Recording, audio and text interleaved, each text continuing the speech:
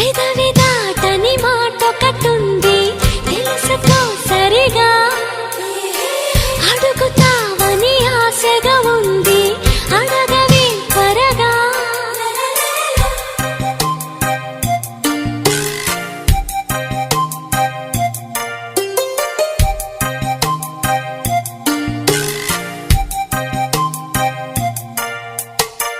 అడగరా ఇది ఏమిటి ఉంది తెలుపవా సరిగా, మనసు చాటున